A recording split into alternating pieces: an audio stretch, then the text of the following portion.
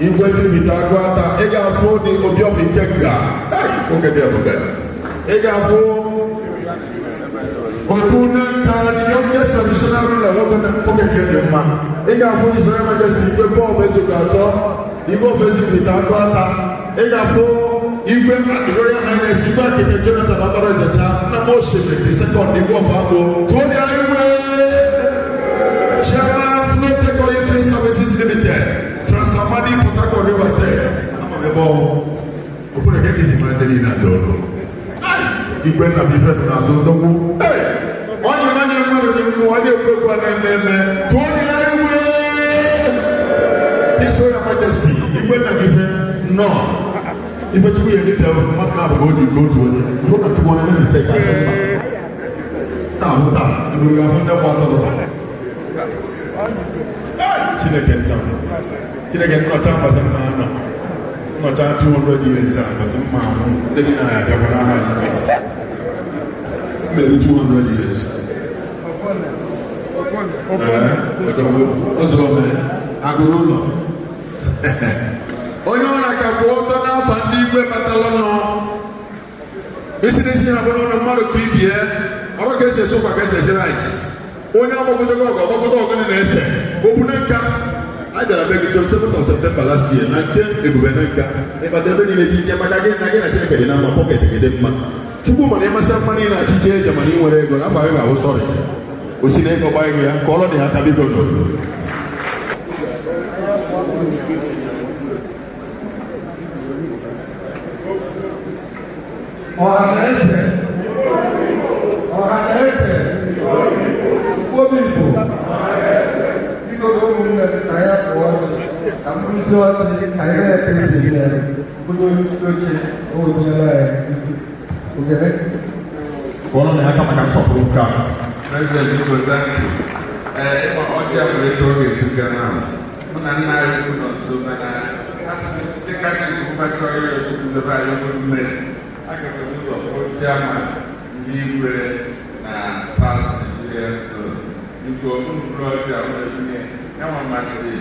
All the crying after the people because of the if you went and I'm a fucking in there, good night.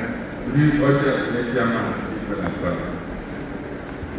Oh, good, I've been a million in a month.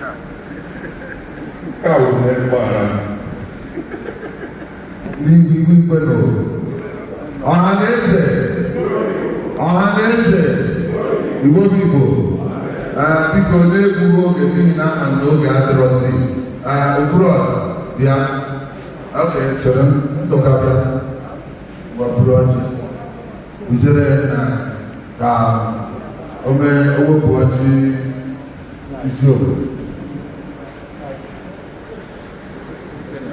owo pa ko ya wa owo buaji jo owo pa ko ya wa Wabia Igwe, they were see of Igwe in and by there's all over. Okay.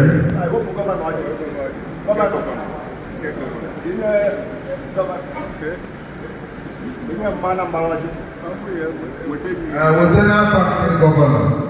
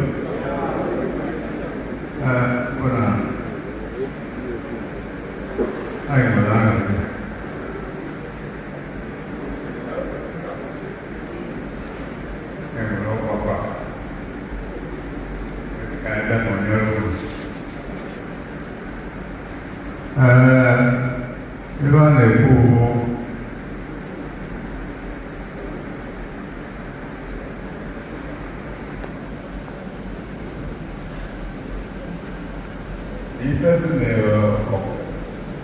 n'ịtọ ọ rapụkwara nwanne ya ka o zurukwa ọ ya nụ nwa ofu onye turukwa ọ na-afọ ndị ọzọ na-eme ana bịara ọrụ ya wee na-ayọ Chineke ọ metụrụ anyị chebe anyị kwe ka eruru anyị na-eru ka ọ gazie kama na ọ ekpere anyị ya ọ karịrị ihe ọ na-ekpere anyị mana ana m arịọ ya ka o mekwara anyị nke a ka esi na ndịda South wepụta onye ya achịkwa Anambra steeti ya na ọdachiala ọ dịka tenjọn achịgokwa ọga anyị bụ South achịgo mana ọdọ ka number of years dachiri anyị ga-ewe nwanyị ndị ọzọ chịrị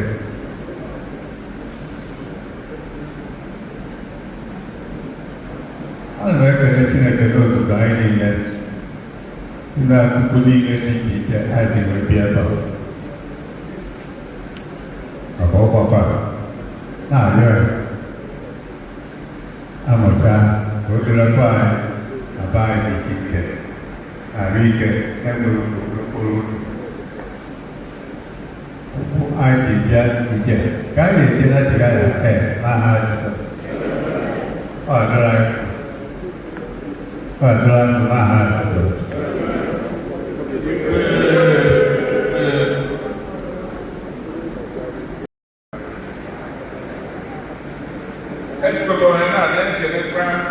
Her Excellence, Anambra, former governor of Anambra State, the first woman governor in Nigeria.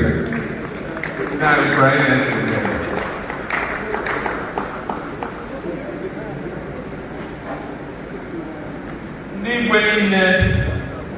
Ndigbo from South Nigeria Zone. Okachasị kwa the chairman, Igwe Okika.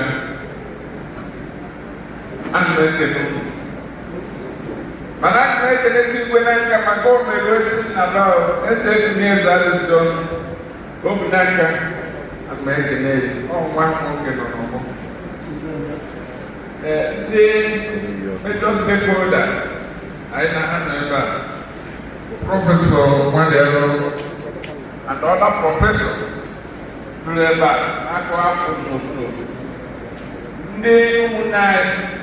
Sorry to go from Anambra State, she's from South. I cannot alone.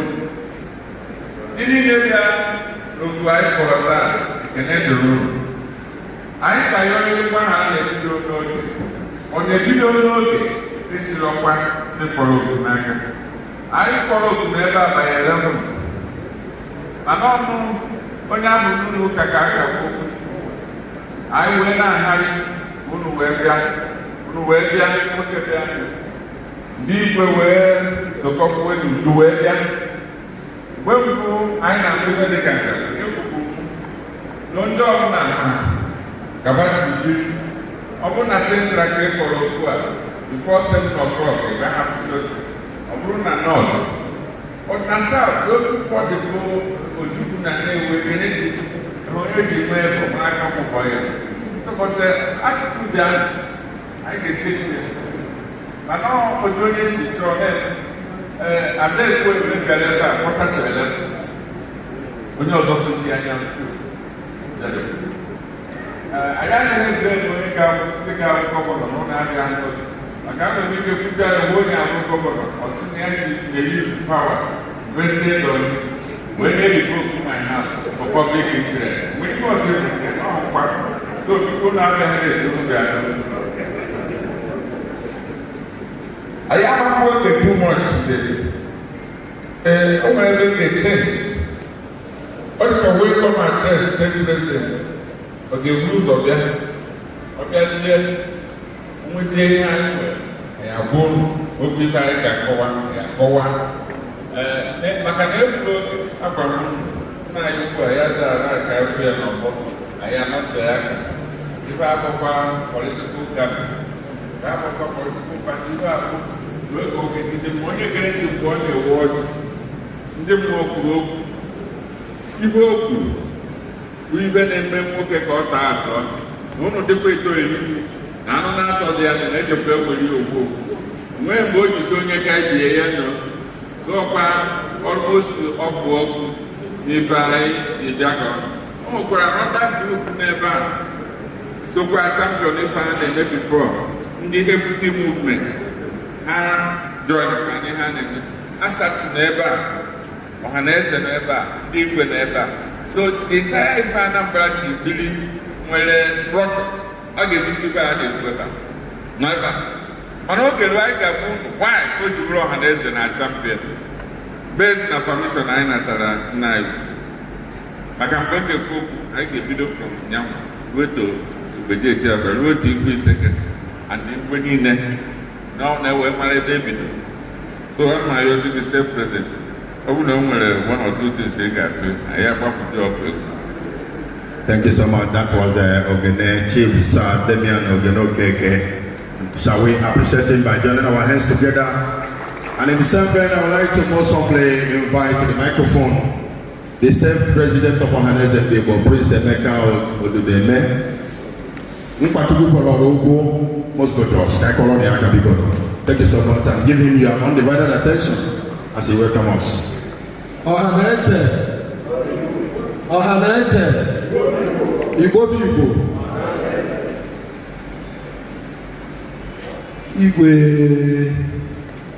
Ndị Igwe ekene m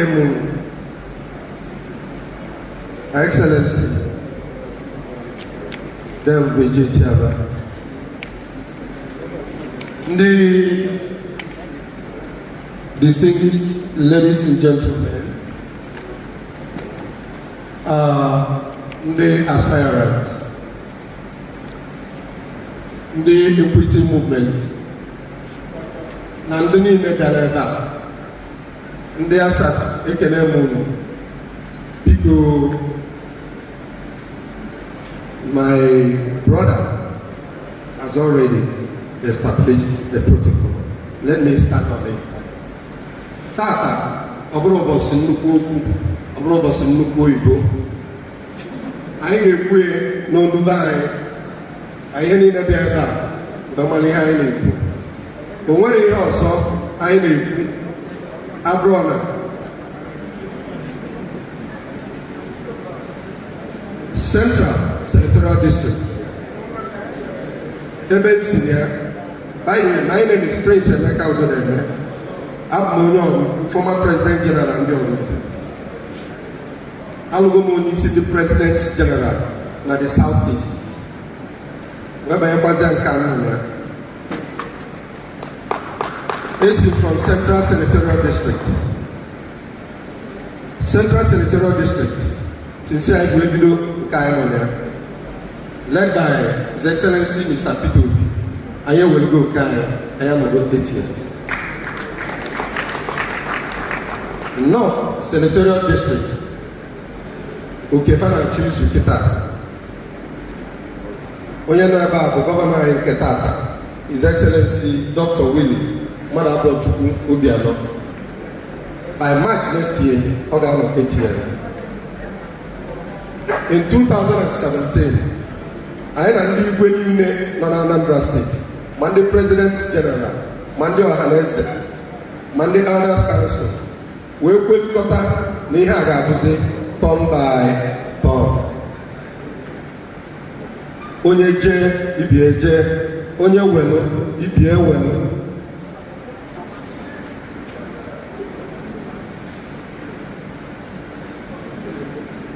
Ndị ọzọ ewelisigo igwe ọrọbụ ya na-enukwu ma ndị President General na-ebe tata o nwere ihe gọvanọ tinye because all the presidents general, they promised me that all of them from the South Senatorial District gather back. Mana governor na flag of farming season today, but how on a pocket and I went to go of now this time around, not on the South Senatorial District. Kolu, it was we call it I and my elders council, Ndigbo Mandioba. I met all the chairmen of all the political parties, all the local government chairmen of all the political parties in the South Senatorial District. I met Ohanaeze Makana primary election and I na eta manojo I am ayozibito. How well one Malno Onya South Senatorial District I get work as their candidate. Ija I on the 16th of June I in the Central Senatorial District, King David Hotel. Eba Ghana, we are the Central Senatorial District. No on the South, or the you work with that. Onyeda Anambra, no Bruna, Onyeda Chiketa, Chesia. On the 19th of June, I in the North Senatorial District, Egypt Busakwa Fuzioma, non this South Senatorial District, Ulu. Dika Ogenesi Weku, Nkebe Eziokwu, Obodo na Central, Tabo Odiokwu a, Amafuzi ụzọ ebe a. Mana ka o si na dị, anyị amasị na ndị South adọ nkwadobe, fadị nkwadobe. Ihe anyị fụ ebe a tata, ọ gbakasịla anyị obere ahụ, mana anyị ga na-eme, anyị ga na-ekwu eziokwu, anyị ga na-ekwu ka o si wee dị na agreement anyị nwe ndị olu. Anyị mechaa ihe niile anyị na-eme, pati niile mesie praịmarị, anyị ga-ara ndị ọ na-ekwu eme square. Ka ndị pati ọbụla ewepụtara mmadụ from the South Senatorial Zone ka ha malụ na ha ma ụma jebe this election.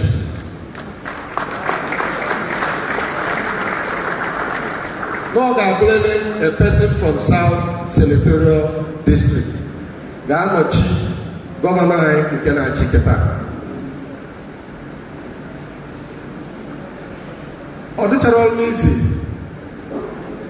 maka na nwanne m nwoke na-azọ onye ọbụla mana Dr. Obiora Okonkwo bụ my brother. Mana ọrụ ọnụnwa anyị nọ na ya ọrụ eji eziokwu ahụ. anyị wee chọọ na anyị bịa ebe a na anyị ga-ekwu eziokwu. So ndị South ana m ayị unu anyị ama eje Ohanaeze adịghị play politics. anyị ama eje n'unu delegate election, anyị ama eje n'unu primary.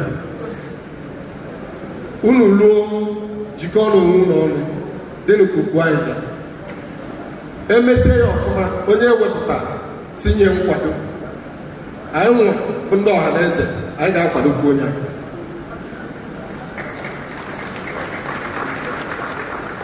Wee na-ayị unu okwu anyị ama eto ogo ọ ka nsi unu na ije anyị bịa na nkwado ndị Ohanaeze niile bịa and other groups jisi n'ike. May God bless Anambra State. Thank you. Biko tupu ọkwụrụ ọtọ gbuo okwu nwere ebe ngwara ọnụ n'okwu okwu na ime akọ nwa ọkọ na-arụ mgbe ọ na-ekwu okwu kwekere eziokwu dịkọrọ ọkọ na-arụ ka ọrụ ya aka ọ dịrị iji dịkọrọ nkwachukwu gwara n'okwu ka m kpọlitezie ọga kpatakpata. Mr. President, thank you for opening this topic. If I could get today, now we were in number from my request. I can say the new only if I am no one this in a message. Kaiwa Mundi Median, Kaiwa Manda Anambra.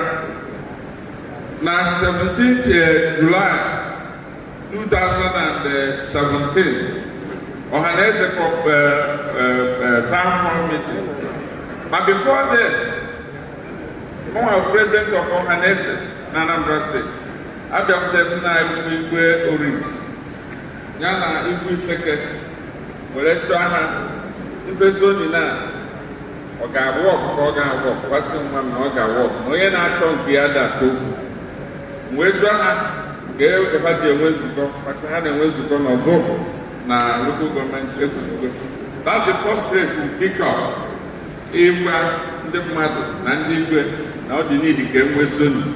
I finish here because of mandate to go rich and deep with South here. I got Central, Ghana back.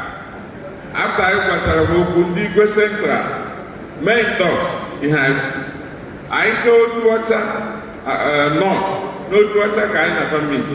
Even the secretary of Anambra State Traditional Rulers, from there, hands on I could agree. For the three senatorial traditional rulers has endorsed zoning. I move got to Asaka. Muma, the chairman board of trustees of Asaka. About 23 years ago, Ghana Asaka as a national president. So, Asaka Bidukankaha, we got 3 senatorial zone town hall. Asatu Merentepe na Newe na Ibe Secretus Ibe. And in the Madibian in the career, Opadike was even there. I remember enough. I used to go to a Ghana if they do Nubo, wherever Kapana agreed, Mekwan, or concluded. Oluna August 18, 2017. The Elders Council will meet in the government house. The chairman of Elders Council, who is Excellency Mekanyo, now Dr. Lese Kweme was in the meeting. All the Catholic, some representative Catholic bishop, Anglican bishop, they can member of the Elders Council. We will tell Akwụkwọ Ijeko. We're going to see now. We're saying that we have a minute in the agenda. We can discuss that. We're here now to see a chairman from the governor of Anambra. When you see a kind of person, if I had from ATN agenda, but I'm going to say ATN agenda, if you got them more than agenda. ATN agenda. Elders Council discuss their statement. Ohanaeze Ohanaeze na town union the women adopt zoning. When they make adopt zoning, or they concluded in the Elders Council, or they are after 1 year. The last meeting of Elders Council, and you be a pressure. Let's see if I am zoning. I gave you about it. I will take it to the previous one. Now the last communique, now November 2020, the Elders Council continue to affirm now zoning no happen on South Coast. On a full history, but can this never zoning, no one have an open. Do you have more one is in a center and a good name when zoning, ever been now? The Anambra State Traditional Rulers under His Majesty Abobi, the Obi of on their own, separately, pass a resolution. Now, governorship candidate will come from the south. They are going down the vaccine as well. Ago, bu history no gejima mazoni mando muta webani. Ndi kwesile okuzoni na. Ohanaeze Ndigbo. Okay, I'm not a category political party. How many I may produce? No, Asaka, Usieba, Batan, Ohanaeze, zoning all the position into 3 senatorial zones. For nearly 28 years, I may operate Asaka. I am a conflict in the produce president or other offices. and we have been using it to work hard. I will may introduce Ohanaeze. Mmadụ ga-eji eme ogbenye si ọbụ na isi na mmadụ wee sịcha maka ewere isi nene. The president of our Saturday said, I'm always saying, what I have done, come to the account president Ohanaeze and authority. But of ambition can do. Nada. No can abuse. The man met our own boy, I some organ, oh, believe in that in poor. Pachapana, Dr. Ike defense, no Gabazi Center, no Mambuka out. Where now Mambuka Sala. Where's the Bidogo Zoni? What's the national one state of Zoni? Nekatan, you might go back or even at an apple to swearing in as German. Well, not when I'm home, to go with the man. Always got one and that's how to get to go. To say, I can't go to Gambling in the center. Where's the man? I think I consider more peace of the national center. Do you know Nancy Ganamor, last row, somebody be a sit there in a pan after 4 years? No, why not? I can go 4 years, I had to come another 4 years, or 8 years, or looking my vision in my people. And I left. Do you know that after that 8 years, Mburu president of Ohanaeze and Anambra. Ever before then, I'm national treasurer. After 4 years, I'm national treasurer. The next 8 years, I came back to be Olorende South, Mburu state president. Today, I'm national vice president. By zoning. If you have benefited in a zoning formula, I didn't so. Didn't matter. No way, man go see a man. Ohanaeze worked very hard. Supported this present government for not to finish their 8th year. And when 21/21, Obuna Hamaka, Monarchy, Makiman and Meta, who will a sea as Aquara of fruit, Cordial Cabanota, where and when you get a court, then the son of the Tiapaco on the weather. Obuna sees the record. But then cannot do lawyers against even financial matters. But don't you want to people or by analysis? All the doing yellow to the editor equal. I say to I try to get it into political parties. And all of you who cannot say that it's not working. One person or the other, one person. We're talking about a dawn in the face of Anambra State. Also, if I take one to come, can you farm to you people? Now, I have to go to bend the moon one as well. If you want to throw it away, this sort of a Jawa, if I am a man in the car.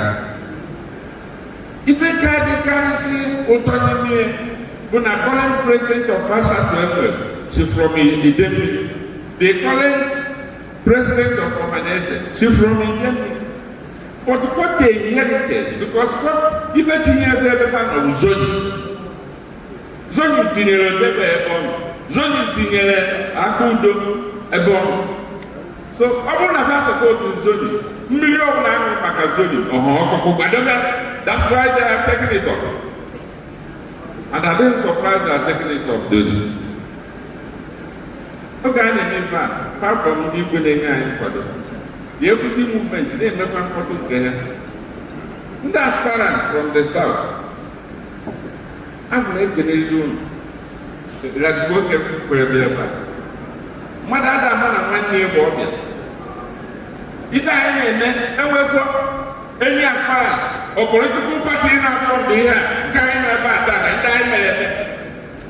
Because I have Madna Comunio, Capital Error, the city possibility to go about the I could be anyone, what I want a man, no wetter, no colonial wetter in the young way. Where do we get the money? That's one is why I remember college to tell you to design a more especially, I am happy, no matter the number that are coming out in the South Senatorial Zone for this governorship. How will a sportsmanship of mine? People see my the light of the nation. You can't talk about Anambra without talking about South Senatorial Zone. Your comportment is something else. We are proud of all of you. But we must equally advise, because this as far as we're going to delay for 1 day. But I think the one dog sound, backing dog sound, who would have to lay it around, immediately back around the bed, they won't get any other alliance. For we also have to not to back that year. There are no talk. And none of you now election on a position of character. Gassing and with the talk, the good woman, you are not even ready for the talk. I am proud of you. What did I say? Number carrying also one of the 400, the every South William nomination. Punch up soccer, more the media. So we have been doing all this. Some of you get about attack. I get connected. That they are better when you find it. You can even from 2017, Ohanaeze has been funding some all this movement. Where do we get money? Nowhere. No single person, Anambra, a stakeholder or captain of industry has donated $1 in Anambra State to Ohanaeze since 4 years that they are the president. But Ohanaeze Anambra State found the best, overall best, 4 years, every year, 4 years in the entire Anambra State. The way back southeast, southern states, the letter is there, everything, administration, comportment, in our carry out with the book. And if not that, continue with it. So if I know you, okay, I cannot be a random more can do the restaurant there, wherever. But when it was, you might be a governor. When I was every time the governor of Anambra, without stipend in the Southeast governors, may I agree. Manoya might be a powerful man, also put on the never who can go when you know. As some of your words about when I was up the young or you have so many people have no. Okay, go carry, we are. That's no secret in it. I know office. Where staff, I know. We don't 1 million naira a month as allocation. When you walk over to it, I have 37 executives. Fabian should be in a month. We have 5,000, but second, or 10,000, you might not sign a 1 million. You might go to one. You could 800,000 naira. $1 maybe. If I have no secret. Marana way no go no only go governor can do this mo na ementa una maro advice probably my I'm saying it openly here in Anambra State government is inception of Anambra State government. I have never done a job of 1 naira in the government of Anambra State. Nobody has given me a contract of 1 naira. That's one reason why I never had before Barandi South, Barandi South, Barandi North. I am a museum of one. Just to see the journey. Who never been out of my care. Who is here, my own, my dear, not a big girl. I mean, as well. Never you could do or that, or it must be me. You get very sportsmanship mind. Some of us who are also, who see you with that. I'm a strong party person. Put down my jam, my dog. But who can come to your middle, take or that. House of Assembly, nomination. My closest person is ever a call can wait for a tea apple. Where's the more purpose? Ojami, Ojera, and a good. The other have followed one of them. So many of you never. Malapa, all of you are not government. Mana, only come we careful. All the country PDP also, about 12 of them. Also, if you can be sick, I call no go day, no proper on your side that they will react. Oh, if you don't go to the go to mind. Go to the We are under threat for past 2 weeks, everybody kept my phone calls and everything. If this guy is going on even I was asked not to come here. What's that? Oh, we are liars. One of them, even Tanzania, they reported me and the same president to the national president. Tinye invitation now in your room, only central Kenya invitation. Tinye na full man. But I say, why? Why I'm saying this in the press? Because this communique we must equally send it back to them. If indeed when the town union and the elders council in Anambra decide they are not even part of the Ohanaeze, what stops Ohanaeze from being part of it? We must be part of it. And we are here. We must do justice to it.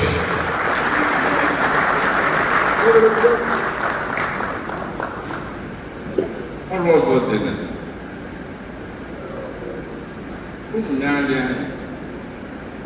I soon they dream of Ukraine with the something million and that something million. When you get in as step really better, when I have a committed project, I'm going to go. I'm going to go. I go make a much deep way and yes, I'm going to have a deep way of Weber. If you break up on our country, you are blowing yourself. My own quantity, even I am of since 2017. Mitchell, he said, I'm party is forever. I had to help you again, come on, only if you wait, I we must equally be happy with the present government of Anambra State because they have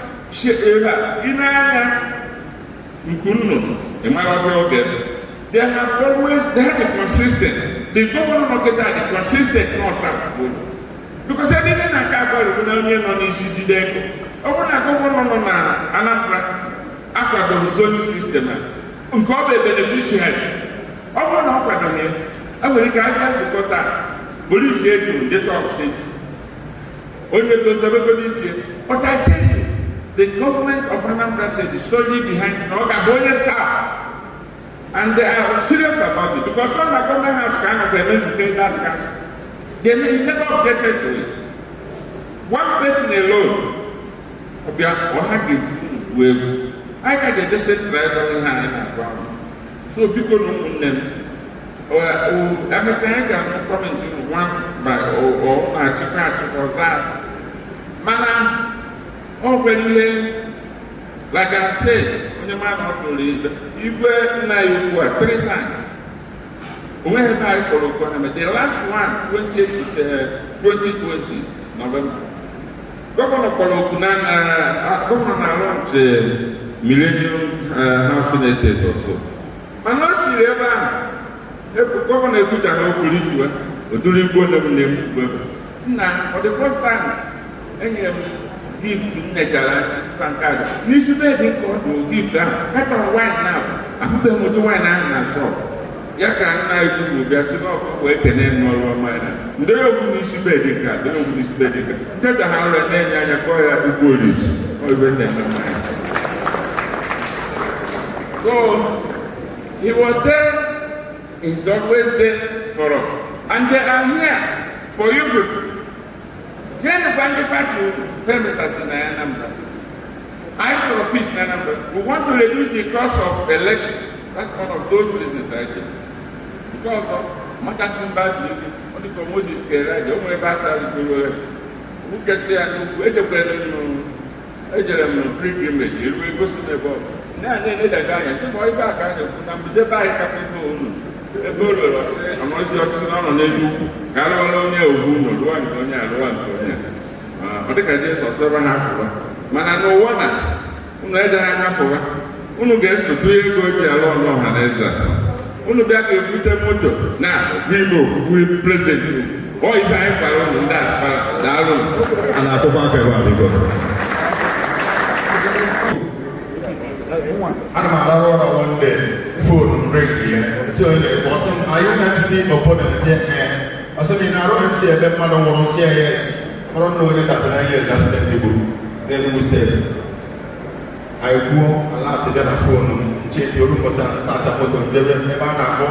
I could then we state.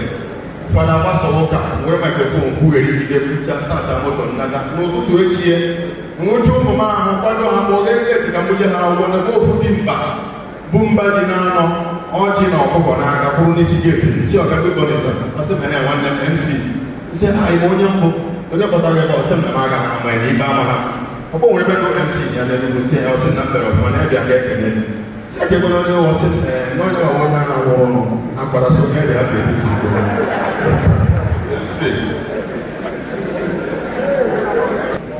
Anambra name ochie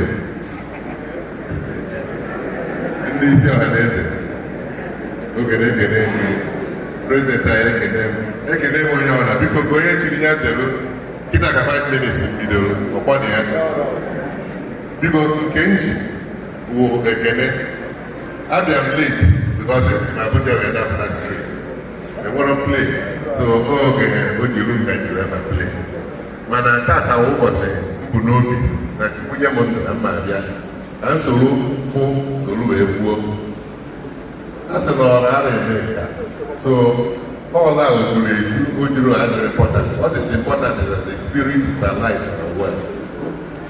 Ndigbo are the most impressed. No, ever. Madam, season after season, I go, but you have not lost your voice. You have not lost your presence. You go down. Ndi otu anyị of ndị PDP aspirants in the South. I don't know any Southern aspirant from PDP who know the lawyer meeting. Now we all know that. But I tell you that one result. Now even a PDP, I want to work around only South as the candidate of PDP. The election has also started.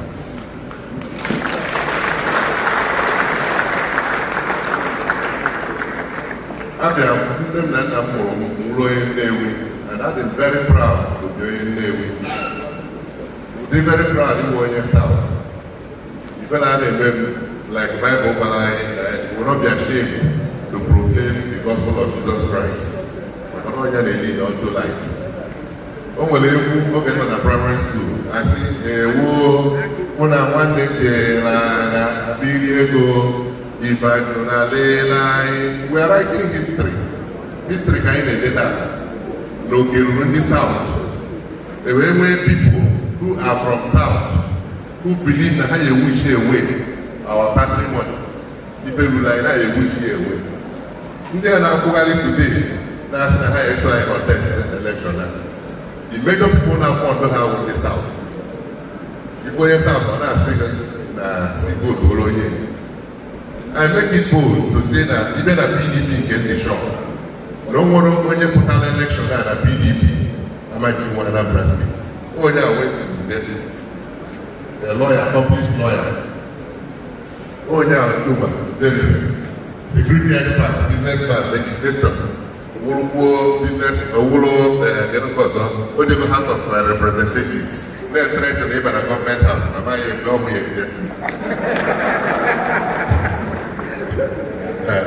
Ezigbo nwanne m nwanyị wụrụ Chidi onye na-ekwe wụrụ Adekwu eme wụrụ lọya o nwere ife ọsa bụ president ọ nọ ebe a one Okeke, a known philanthropist, businessman with international connections ebe a ọnya adịba. We have more. Ebu m na onye pụtara si na South enwere onye ya anya Anambra State. Man, I had only worked at boy over there. I am a man. Above from the other political parties, man, the good body. We stand down before you today. When I know no, I no shaking. Election I get here. Any political party, including PDP, they work around South. The man that party is not contested. They only work at South. So at the election. And we put camera on Nihum when they prevent them. Because every nice screen, they put me in Abuja. Every man that highest thing that will happen to me. If you have no office, I'm a senior advocate of Nigeria. And we need you for senior advocate in the man proper political meeting or board meeting. I don't have to come. They will I'm happy Nigeria meeting that. When they see here, na ngunu ji ego anyị akwanahụ ụlọ si n'ike God will be with us. Onye na-azọ nke nwere ife ọjọọ anyị asị n'ụlọ nwere ife anyị na-ekwu ugwu si n'ife kwesị n'ife ọrụ na asọwa gọvanọship asọwa na Anambra steeti ọ bụ saụt anyị azọrọ ya na-eje nọt anyị enweta central anyị enweta so ka anyị mara ya ma nọ anyị chọrọ ekwuti na nweta ndị ekwuti movement ọnya ka anyị ga-ekwu ya wụ ụlọ nkịta onye a daara onye onye a daara onye enyere 5 minutes mme ekwutu 5 minutes ụlụ mana lawyers a na-akwụ ụgwọ ka ha wee kwuo okwu mana abazi politics ndị canvas for vote na-akwụdo ụgwọ ka ele si na-atọbi ọ na-enye m nsogbu rinne ebutela nka mma biko nwere nụ I'm happy to be here. Daalụ. Thank you.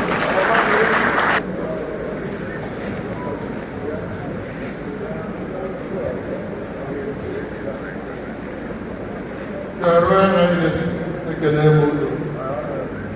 Mgbe ga-eso ya ka eze onye ndị Ohanaeze ụdị mba ụnụ na-akwa onye kwuru n'ikpeazụ bụ barista Etiaba biko kwugo n'ọnụ obi anyị niile na-azọ gọvanọ. Anyị dị 12 of us na-azọ gọvanọ Anambra South.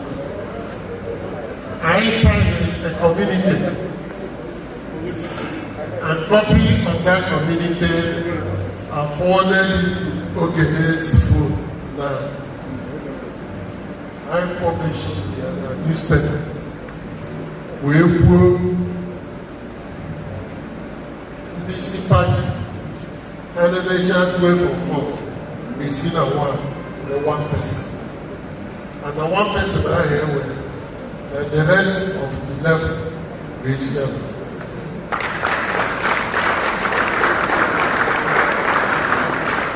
We will not go back for that advice. I told me we are a threat. But I know that when you say that, now we come and live. Because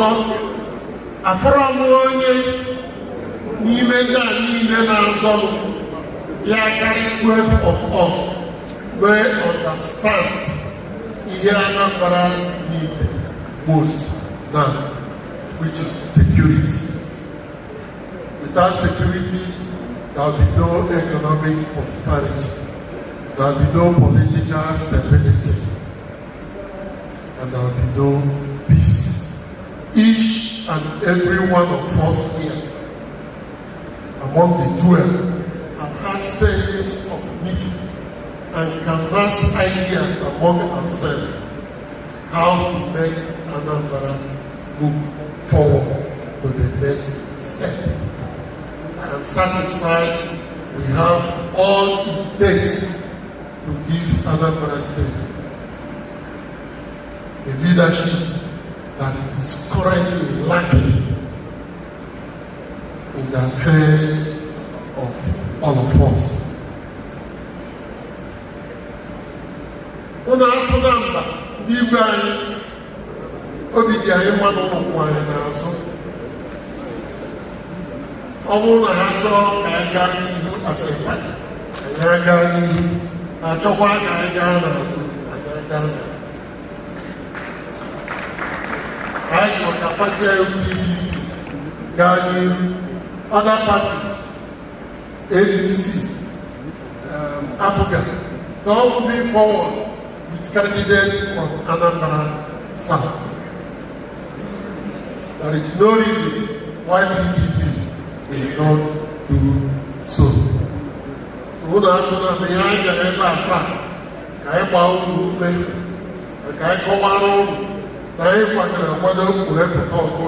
that it must be one of us. 12 of us. That community is forward right to look at it. You go when you're forward to go in case you don't have it. Or then a WhatsApp. Only time you make a reference, you will make a reference to that document. Or to the outside and then bring the here. Now 12 of us, other person. Na mmadụ ga-abanye anyị na mbọ ndị ọzọ kagodi anyị nwee ego ka aka ha nwee uche. We will stand our ground. Thank you. Jikọtara obi ọnụ kwuo n'ofu onye ga-esi na South Okwe. Adaeze mistake. Igwe bekee na-akụ ihe. Obi n'aka. Eze Ohanaeze Ndigbo. Eze ugo ntọ eze Ndigbo. Igwe ndị ọzọ biko ekele na mmanụ. Biko okwu ndara na Your Excellency. Nnukwu mama Anambra. Ọkwanụ egwu emu gosiri anyị anyị na-agba. Mbuze ọ dịkwa biko onye chi ya zara. Abụ m ebe a n'afọ m Chief Robi Okoli. Abụ m Akaji Ugwukwọ n'ozi ọma Nnewi. A na-azọ gọvanọ n'Abga. And edena m anya ọwụ na ndị pati mụ bụ apụtara ebe a. Izu ka nkene ndị Ohanaeze na ndị kwadoro wee bụ okwu a. A ma ekene ụlọ ncha niile maka na ekwuru gị na-ewu mbọsị ụtụtụ oge agbara agba ọkụ isi ka eji ekwu ya anyị kwuru ya anyị kpara ya eso nọkwu ebe akpara ya izo na ya na ndị ọzọ niile Your Excellency ekwuekwuta dee ya ede anyị manụba ọgụ ya megide Oga North. And today I'm ebe a na-ekwu na His Excellency the Executive Governor of Anambra State, Sir Dr. Willie Obiano, na o nyere iwu na o nwere onye ga-afọ primary na Abga abụrụ onye South. I'm proud to say today that of all the aspirants in Abga, nwere onye si another zone na Abga South today. And anyị kwekọrịtara na onye ọbụla ọ dabara na ndị ọzọ ga-akwado ya. Ya na okwu akpọrọ na-ata onye etu esi eme ya. Onye ọbụla na-azọ gọvanọship a from another zone, either north or central, onye ahụ na-atọ okwu. The person is an enemy of this state. I'm very bold to say it here. That anybody that is contesting governorship election from any other zone apart from South Senatorial Zone does not want the peace, unity, and tranquility of Anambra State. And that person should be dealt with as a leprous and cantankerous, infectious human being. So, I'm here. The People's General kwuru nnukwu nna anyị ukwu akwado nke saa kwuru na ndị ọzọ niile n'ebe a ndị pati ndị ọzọ other aspirants na Abga and representatives Sir Pius Onwuka nọ here for Sir Damian Okolo and almost onye ọzọ nọ ebe a then onye ahụ nwekwa ike pụta bịa kọwaa onwe ya. So na a na-akwado okwu a kpọrọ ihe niile anyị na-eme bụ maka ọdịmma Anambra steeti. Ọwụ na asị ka anụwa ọgụ a dịka ndị kwuru okwu kwuru. I don't think na South na-aga epuchu ha over. So daalụnụ. Anụrụ m ka ndị kwugoro n'kwadoro ihe ndị Ohanaeze na-eme. Mmadụ ekwuchitere ndị ọzọ mana m ekwu maka sọsọ onwe mụnwa ka nọ ebe a ndị aspirants ndị ọzọ nọkwa ya na ndị na-represent ya nwa eji 200,000 naira wee kwado ndị Ohanaeze. Na true nọ na-azọ onye na-asị ka akwado ya ọ ga-enye aka. Anyị amaghị ebe na steeti ha ugbu a n'ihi na taịm ajọ anaghị m si gbaghara m omemegide ahụ mgbe ọzọ ewe na-asị na ihe niile anyị kwetara ihe niile a ga-eme anyị kwetara. Ana m ekwu ebe ọ bụ na ọ dị etu a Dr. Godwin Maduka ji mmụgwa unu na ọ ga-eweta fakti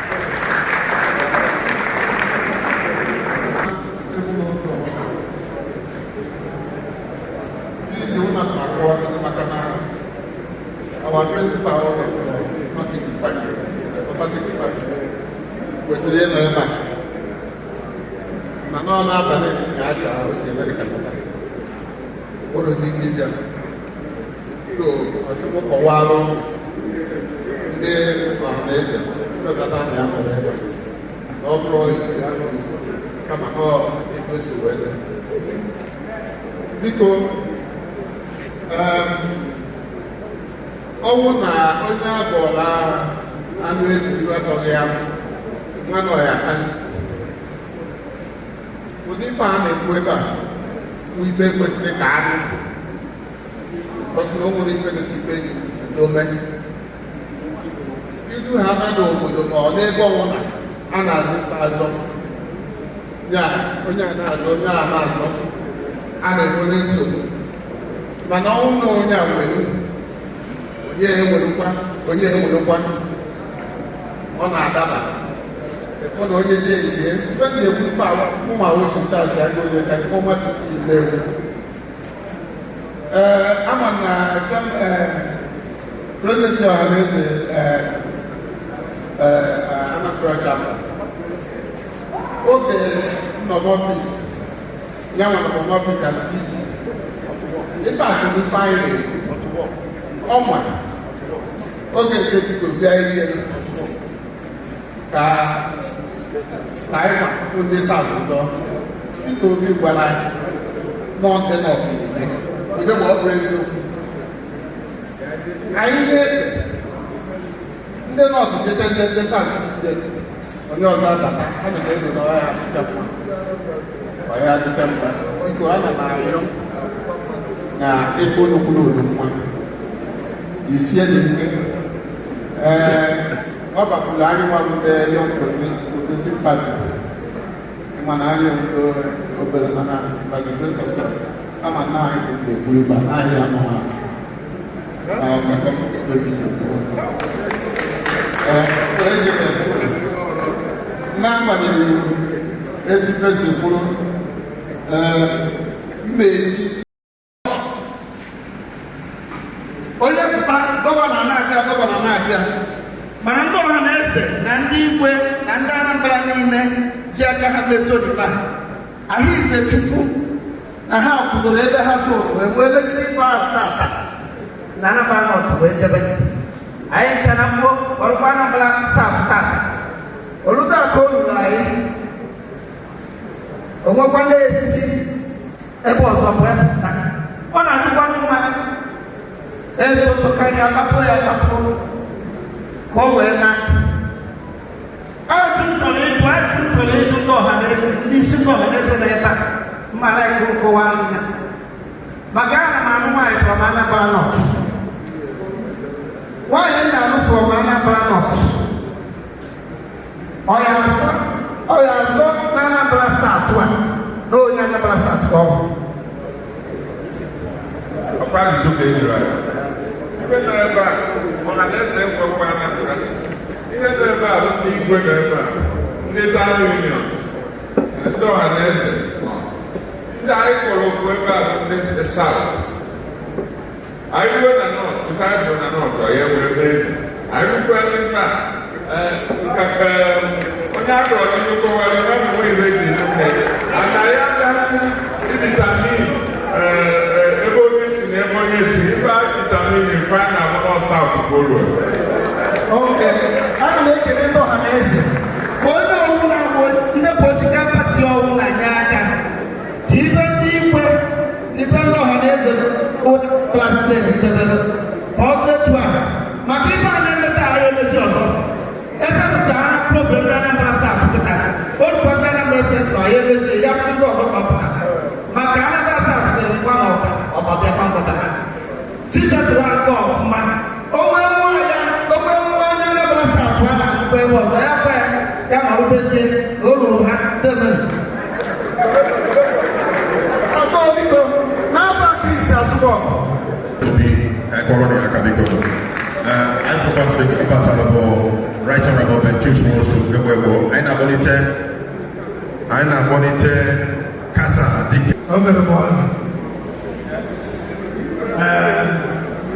President General Ohanaeze Ndigbo Anambra State. Who said, I have anyone. Pico, I found one in check about only represent Honorable Dr. Kata Dik and Northern. Kata na so governor na Abga. So if wasn't can be able wait today, Boka Nja ndi Ohanaeze ike sunu jide unu ji. N'ozi ọma ọnụ na-esi na ọ na-aba. Onye si na ọ na-aba echi ya donye akpati. Ọ na-aba so jisiri ike onye nwanyị gba unu ume. Adịrị happy na abịa ebe unu na-ekwe with all boldness na ọ ga-agarịrị South.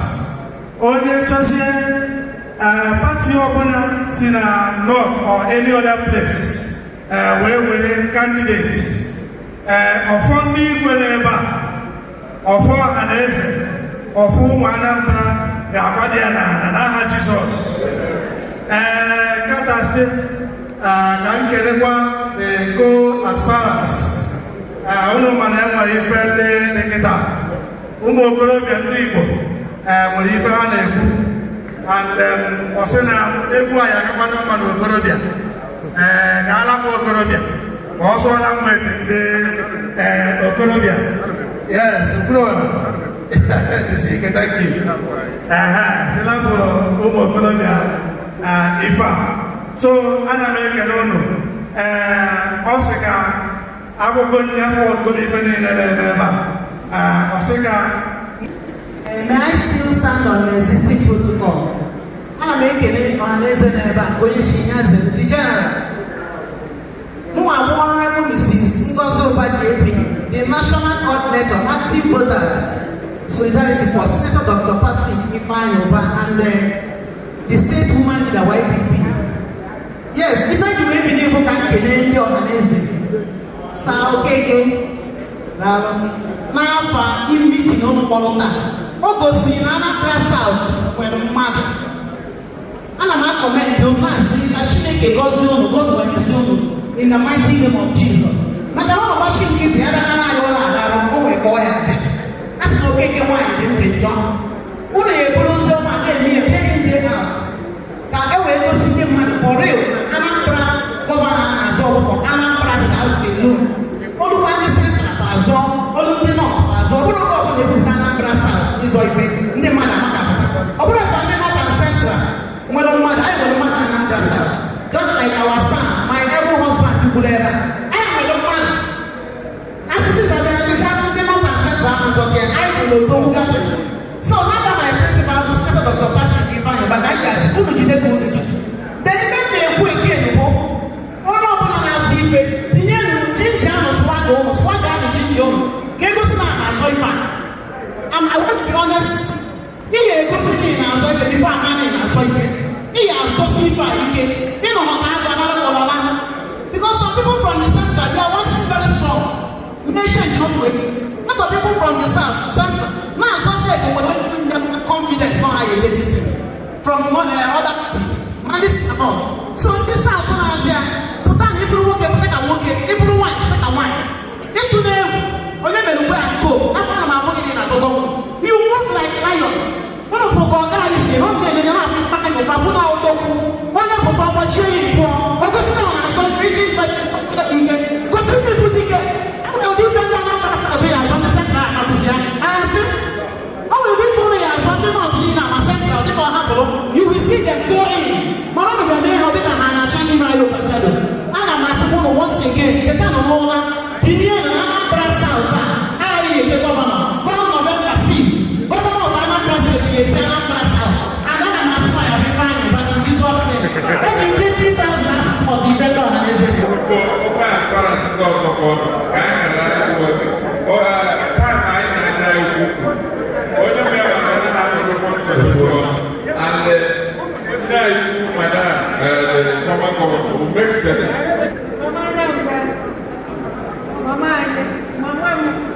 gosi m ụzọ nji wee kwelu dike wee machapụta Mom, you live long for us in Jesus' name.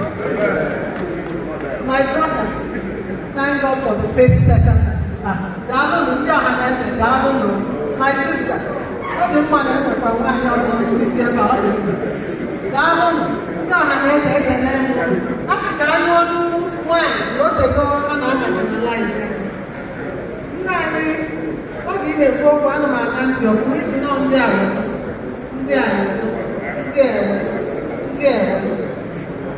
enweghị nọ na tebụl ụmụ nwanne m na ndị ji m wee kwurie na ụmụ nwoke otodo ụmụ nwoke nwere so na nke a na anyị emesi solu ezonu na saa ezonu na nwaanyị otu a ka ọ ya dị n'aha Jizọs.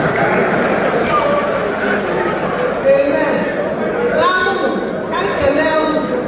Ama m na ndị oge ihe anyị na-eme ọ na-adịwaga pụrụ iche na gị itoolu nke na ndị amụtara azụ anyị ụnyaahụ ọ dị mkpa maka oge ihe anyị mere onweghị ndị na-ege ndị ha na-achọ ịnara anya megide mana anyị ekweghị. My husband working there ndị ọcha si no matter how far a lie has gone, the truth will overtake it in 1 second. Eziokwu eziokwu. Ide gwara m si South Goro, White Atlantic and Juba, Paul Hosea, na ndị North kwa 4 years ka ọ bụ. And 4 years agacha nọ anyị nwa ka o ruru na ekwuru and na-ede na-ede. So ọ dị mma iwu ekwu onye na-ekwu ekwu ọ na-eme ihe ya ka anyị ga-eme. And I know Anambra will Anambra. Chukwu gozie anyị is the way, the truth, and the life. We stand on the truth. Now I know what to do. That's the Ghanaian vote of thanks on behalf of all the aspirants. I didn't know it when they saw. And then they and don't let cheer and they no, I have done a sound. You can't get to November 6th, Facebook. No, I never hire March next year. No, I never have. And I am then microphone. Raisi, but now Jesus Christ is going like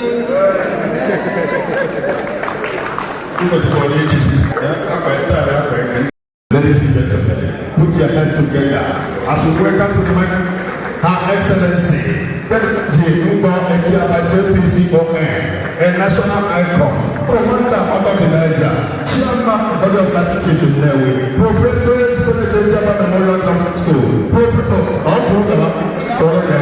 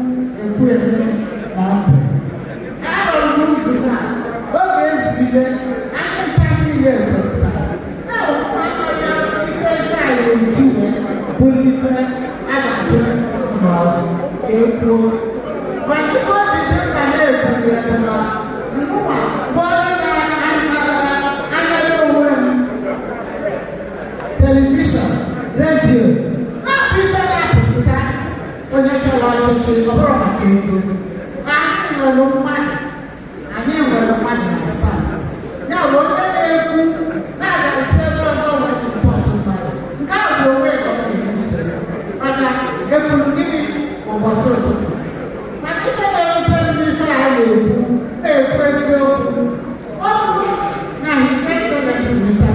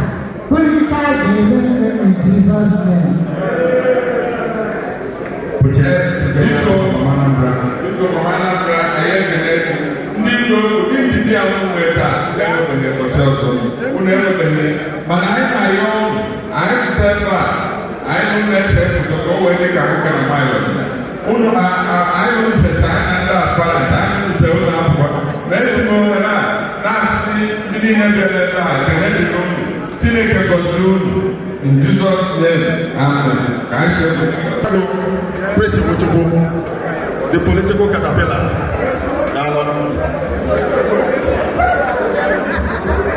Immediate past president of Transcorp Heating, a chartered accountant and astute banker. Ezego. No. VCO. Papa Chioma. Papa Chioma, no.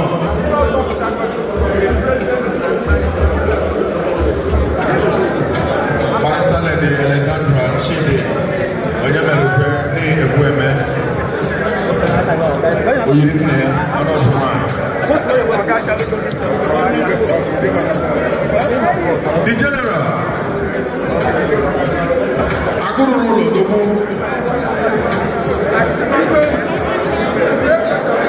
RCC Nasa.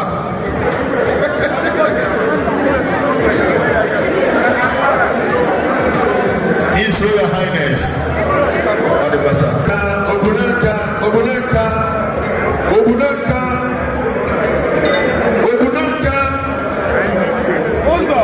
Igwe Pino. Igwe Bob Ezugato. Igwe Nebune. Obunaka. Igwe pocket here them man. Igwe pocket here them man.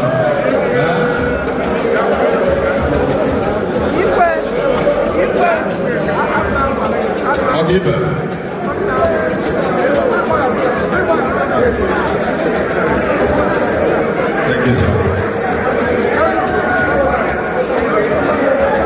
Photo session between the Ohanaeze executives and all the gubernatorial aspirants. Very peaceful conduct of it as this.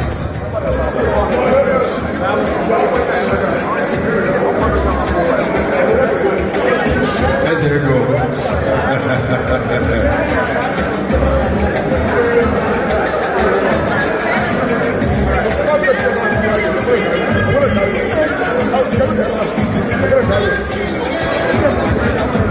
What did you arrange it well? No. Oh yeah, I want to see.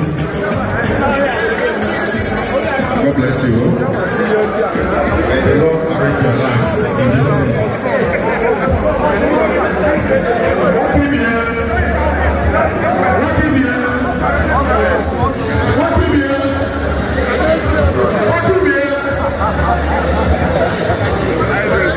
This is for one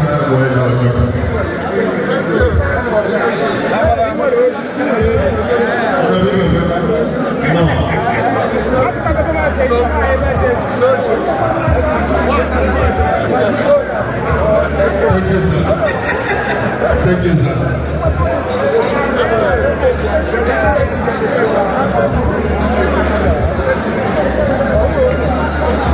Prior to the issue, check out PCRC, over my brother's house. Remember, I'm going to say, President Boss, Rose. Thanks a lot, man. God bless you. Also, my picture of the chief.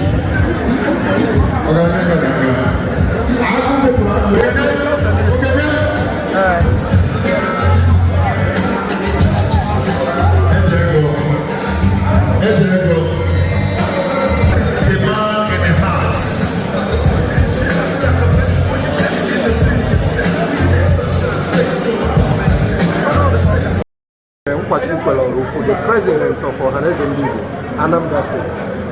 Okay, please, we want to know the actual overview of this Ohanaeze Ndigbo towards zoning in Anambra State and regards to governorship election. Well, we are here today to reaffirm our commitment and support in zoning system already established in Anambra State by the traditional rulers, the Elders Council, the Presidents General, and Ohanaeze. And November 6th, Anambra State, Anambrarians will be going to another election, governorship election.